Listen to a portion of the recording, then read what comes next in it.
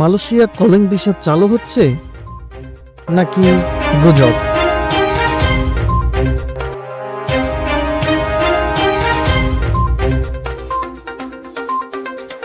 আসসালামু আলাইকুম প্রবাসী বায়ু আগ্রহী কর্মীগণ, আপনারা অনেকে জানতে চেয়েছেন মালয়েশিয়া কলিং ভিসা কি চালু হয়েছে।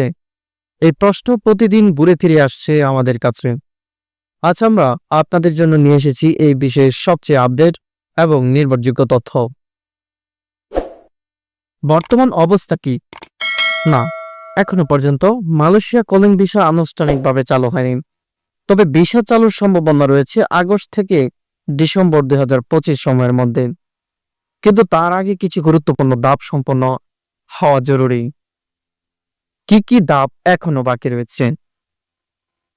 দ্বিপাক্ষিক চুক্তি, এজেন্সি তালিকাভুক্তি, মেডিকেল নির্দেশনা, ব্যয় ও রোডম্যাপ, ডিমান্ড লেটার। তো চলুন জেনে নেওয়া যাক। দ্বিপাক্ষিক চুক্তি, বাংলাদেশ ও মালয়েশিয়ার মধ্যে এখনো আনুষ্ঠানিক চুক্তি স্বাক্ষর হয়নি। এই চুক্তি ছাড়া কর্মী পাঠানোর প্রক্রিয়া শুরু করা সম্ভব নয়। এজেন্সি তালিকাভুক্তি, কলিং বিষয় আওতায় নির্ধারিত কিছু বৈধ এজেন্সি থেকে কর্মী পাঠানো হবে। এই এজেন্সিগুলোর তালিকা এখনো প্রকাশিত হয়নি।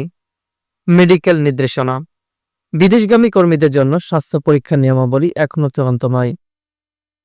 কোনো পরীক্ষা লাগবে? কোনো মেডিকেল সেন্টার করবে? কারা অনুমোদিত? এসব প্রশ্নের উত্তর এখনো সরকারের পক্ষ থেকে আসেনি। ব্যয় ও রোডম্যাপ, মালয়েশিয়া যেতে কর্মীদের ব্যয়ের পরিমাণ, সংখ্যা এবং সময়সূচি সম্পর্কে এখন সরকারিভাবে কোনো ঘোষণা আসেনি। ডিমান্ড লেটার, উপরোক্ত ধাপগুলো সম্পন্ন হলে মালয়েশিয়ার নিয়োগকর্তারা বাংলাদেশি কর্মীর জন্য চাহিদাপত্র বা ডিমান্ড লেটার পাঠাবে।